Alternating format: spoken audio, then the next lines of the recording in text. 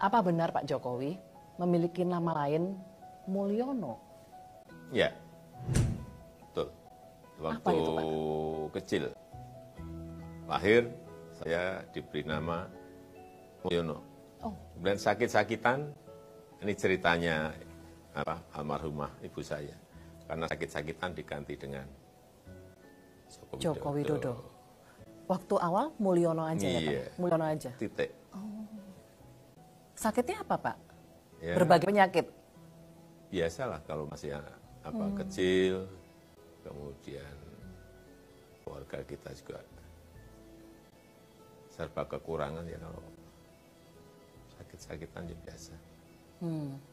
Ini Dan biasanya kalau di Jawa seperti itu. Oh ini mungkin keberatan Kabupaten Jeneng. nama, keberatan nama sehingga diganti yang lebih sedikit enteng mungkin.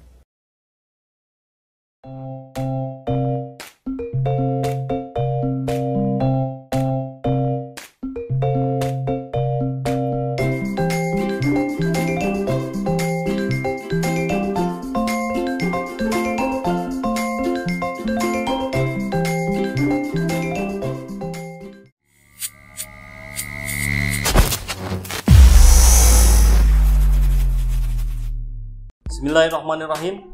Assalamualaikum warahmatullahi wabarakatuh. Video-video ini ya buat kaum pemilih rasional yang ini kebanyakan ada di usia milenial. Mereka biasanya ingin diyakinkan dulu dengan berbagai analisanya.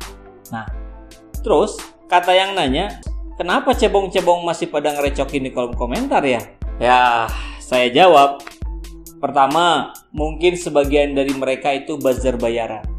Ini sih udah jadi rahasia umum deh kayaknya ya. Yang emang dibayar buat nyerang apapun atau siapapun yang sekiranya akan melemahkan petahana. Memang ada sebagian kecil yang mencari eksistensi dirinya dengan berdebat dan berselisih paham. Jadi, dia ngerasa hidupnya bermakna kalau ada orang yang bisa ngedebat dia. Atau sebaliknya, dia bisa merasa hidupnya bermakna kalau dia berhasil mendebat orang lain dan orang lain nggak bisa ngomong lagi. Oke, masuk ke topik bahasan ya. Jokowi agak error. Kalimat ini muncul dari mulut Pak Jokowi sendiri saat berada di Bali. Tapi kok pikiran saya jadi nyambung ke dua soal ya? Sebenarnya sih banyak, tapi kali ini cukup dua aja. Pertama, pemerintah melalui Pak Wiranto, bawahan langsung Pak Jokowi ya, mewacanakan penerapan undang-undang anti terorisme untuk para pelaku hoax. Wow, pemerintah sedang mengancam rakyatnya sendiri dengan undang-undang anti terorisme. Dan ternyata narasi hoax hanya ramai di Indonesia. Mungkin karena pemerintah belum nemu cara menangkalnya. Apalagi kalau sumber hoaxnya itu ternyata dari pemerintahnya sendiri. Kan bingung kali ya. Hoax itu kata-kata. Kata-kata sumbernya dari pikiran. Pikiran sangat dipengaruhi oleh alam bawah sadarnya seseorang. Alam bawah sadar terbentuk dari sekumpulan perasaan dan kepercayaan. Nah, alam bawah sadar itulah yang akan menggiring cara kita berpikir. Maka, kita bisa dengan mudah membedakan mana pendukung 01, mana pendukung 02, dan mana yang termasuk golongan apatis atau yang gak peduli dengan urusan politik. Dari caranya dia berkata-kata. Sekarang, negara ingin menseleksi kata-kata. Artinya, negara juga ingin menseleksi pikiran rakyatnya sendiri. Buat apa? Biar seragam semuanya jadi pendukung Jokowi. Atau seperti yang Romi pernah sampaikan ke ulama, kalau nggak dukung Jokowi, minimal netral lah. Wah, demokrasi macam apa ini? Ini malah berubah jadi otoriter dong.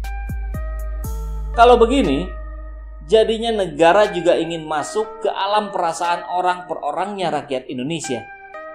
Pak Wiranto, CC Pak Jokowi ya, janganlah bawa negara ini jadi offset.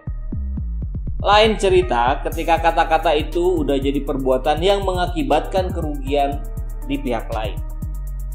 Itu sih jelas sudah ada delik hukumnya. Delik hukumnya ya untuk perbuatannya itu, bukan atas kata-katanya. Kalau kata Profesor Andi Hamzah, kalau itu diterapin, semua laki-laki pasti kena. Karena setiap laki-laki pasti pernah berbohong sama istrinya. Fahri Hamzah juga bilang, mestinya pemerintah punya juru bicara yang bekerja 24 jam untuk menangkal hoax, bukan dengan membungkam mulut rakyat. Lagian, kita juga sepakat dengan Bung Rocky bahwa pencipta hoax terbesar ya pemerintah sendiri. Gara banyak gagalnya tapi menampakkan diri banyak suksesnya, itu juga hoax. Maka kalau wacana ini jadi, sebenarnya yang pertama kena undang-undang itu ya Jokowi, yang paling sering didengar rakyat misalnya tentang mobil SMK. Kena itu Pak Jokowi. Jadi saya yakin wacana itu akan hilang dengan sendirinya. Ya, dengan sendirinya. Nggak akan dipublish resmi. Tambah malu nantinya petahana. 2. Jokowi saat kampanye di Riau menyampaikan, kalau pakai jas mahal, ya enggak. Jas itu pakaian orang Eropa, pakaian orang Amerika. Orang Indonesia cukup baju murah. Pakai baju putih seperti baju yang saya pakai. Maksudnya jelas, mau nunjukin pilih Jokowi yang pakai baju putih, jangan pilih Prabowo yang pakai jas.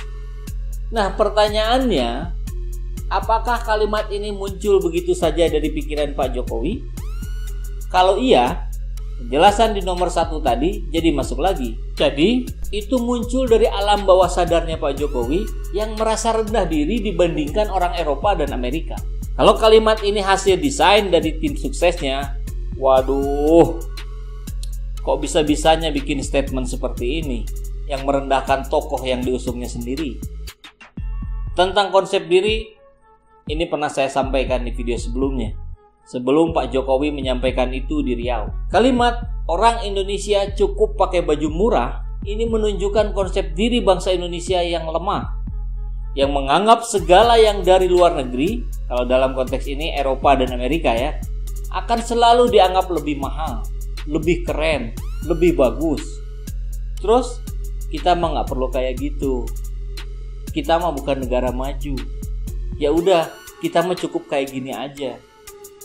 Kan jadi begitu interpretasinya. Kali ini kelemahan itu dipertontonkan langsung oleh presidennya. Apa dampak dari pernyataan itu? Pesan itu masuk ke alam bawah sadar rakyat bahwa kita ini bangsa Indonesia adalah bangsa kelas 3. Bangsa yang gak sepantasnya bersanding sejajar dengan bangsa-bangsa Eropa dan Amerika.